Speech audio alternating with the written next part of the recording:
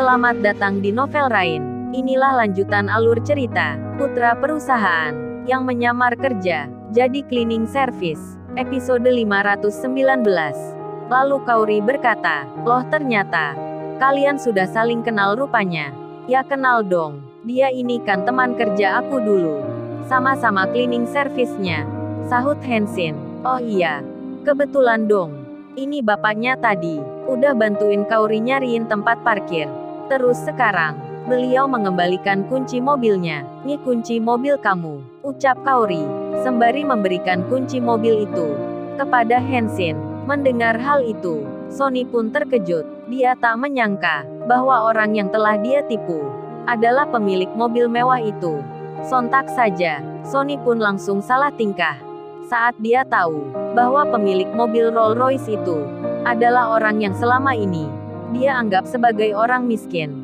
Lantas Sony pun bertanya, seriusan nih non, dia yang punya mobil Rolls-Royce itu? Gua nggak lagi mimpikan, ujar Sony, tak percaya dengan apa yang dilihatnya. Lalu dia menambahkan, gimana ceritanya nih Ken? Kamu bisa memutar duniamu 380 derajat dari kehidupanmu sebelumnya, ucapnya. Lalu Hansin menjawab, sudahlah, lupakan soal itu. Istriku ini cuman bercanda, nggak usah dianggap serius lah bro. Ini mah mobil milik bos perusahaan. Yang mana tadi pagi, gua diminta ama yang punya untuk mengantarkannya ke salon mobil. Lagian mana sanggup sih bro, cleaning service macam kita ini, beli mobil yang harganya jutaan itu. Buat makan aja kadang masih susah. Hahaha, sahut Hansin, yang berusaha untuk menjaga kehormatan Sony agar tidak jatuh di hadapan Kauri. Wah imbang dong kalau gitu. Kita sama-sama serinya, sama-sama bergaya dengan mobil mewah milik orang lain. Hahaha, untung aja lo ngaku. Coba kalau nggak, bisa jantungan gua tadi bro. Lagi pula, sulit untuk dipercaya. Masak iya, pekerjaannya cleaning service, tapi tumpangannya mobil Sultan Andara. Mustahil sekali kan itu. Hahaha, sahut Sony, yang tampaknya dia belum menyadari bahwa Hansin yang selama ini dia kenal sebagai seorang cleaning service itu ternyata pemilik perusahaan tempat di mana dia bekerja dulu. Sementara Kauri, yang mendengar percakapan keduanya, hanya tersenyum kecil. Kemudian dia berjalan menepi sembari mengamati situasi. Sampai pada akhirnya, Hansin pun mengakhiri perbincangannya dengan Sony. Udah dulu ya bro, kita sambung lagi di lain waktu. Nggak enak kalau di sini, obrolan kita nggak bisa lama, ucap Hansin. Itulah obrolan terakhir antara Hansin dan Sony. Beberapa saat kemudian, mereka pun telah sampai di kamar tujuan.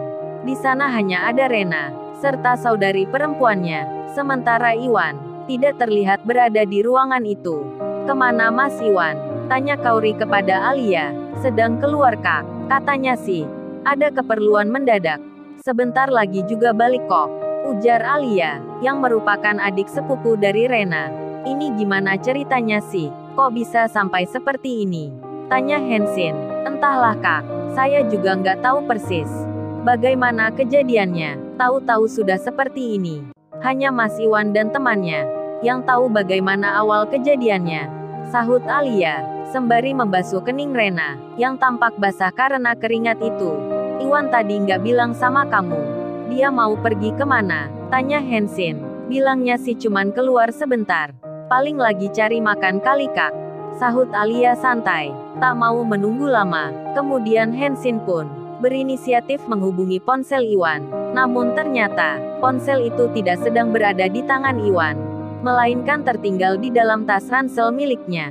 Astaga, ternyata HP-nya ditinggal di sini.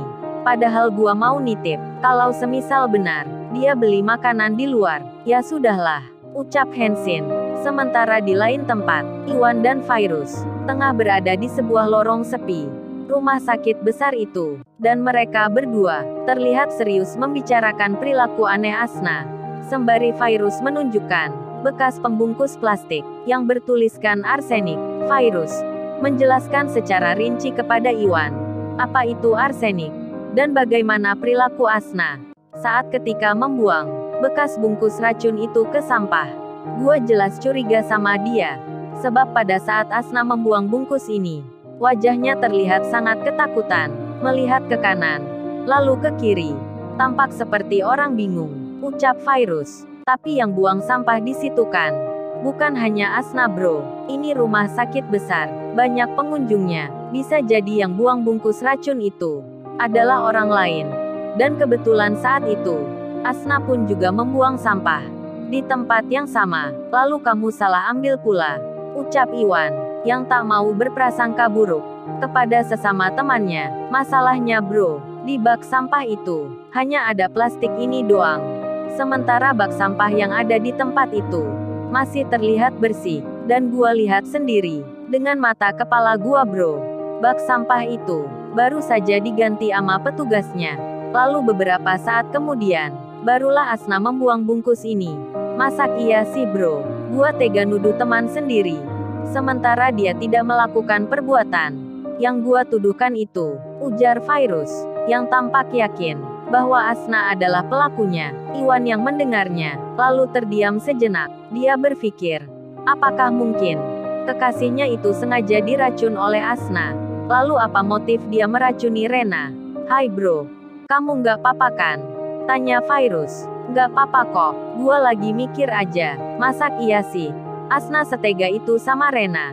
Motifnya apa coba? Kan selama ini nggak ada masalah antara Asna dengan Rena. Gini aja deh, biar gua simpan dulu barang bukti dari kamu ini. Sembari nanti, gua cari tahu akan kebenarannya. Kalau sampai dugaan kamu benar, maka gua pastikan Asna dalam masalah besar, ucap Iwan. Untuk sementara, biarkan masalah ini menjadi konsumsi kita berdua, dan jangan sampai melebar ke yang lain. Apalagi kalau sampai terdengar oleh Ibu Rena. Sebab bukti ini kurang kuat untuk dijadikan sebagai landasan hukum. Kamu paham kan apa yang gua maksud bro? Tanya Virus. Tenang aja, gua paham apa yang kamu maksudkan. Ya udah, terima kasih atas infonya. Kalau gitu gua langsung balik ya. Nggak enak lama-lama di sini. Kasihan Alia juga, ucap Iwan. Yang kemudian, keduanya pun segera berpisah. Iwan kembali ke Rena, sementara Virus langsung pulang ke rumahnya. Dari kejauhan, tampak seorang perempuan tengah berdiri mengamati keduanya berbicara. Dia adalah Asna, yang ternyata masih berada di sekitaran rumah sakit itu. Padahal sebelumnya, dia sudah berpamitan pulang, baik kepada Iwan maupun kepada Alia. Dalam hatinya berkata, apa yang tadi Virus berikan kepada Iwan? Dan kenapa tiba-tiba perasaan gua mendadak aneh gini ya? Atau jangan-jangan bungkus arsenik yang tadi udah gua buang diambil lagi sama Virus, lalu dia berikan sama Iwan? Tapi nggak mungkin ah, mana mungkin dia mengambilnya? Perasaan tadi sudah aman kok, kan nggak ada orang waktu gua buang itu. Lagipun tempat sampahnya kan nggak banyak orang tahu. Perasaan gua aja kali ya, pungkasnya dalam hati. Di saat dirinya tengah bergelut dengan suasana hatinya yang kacau, tiba-tiba dari arah belakang terdengar suara Alia menyapanya, yang tentu saja suara itu mengejutkan dirinya. Lomba Asna masih di sini rupanya.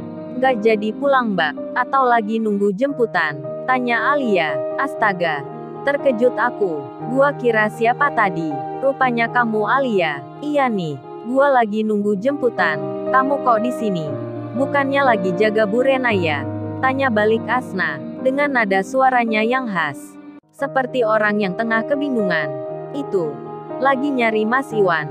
Ada tuan muda dan Nona Kauri. Mbak Asna lihat Mas Iwan nggak? Ucap Alia. Baru aja tadi di sini. Terus langsung ke arah sana.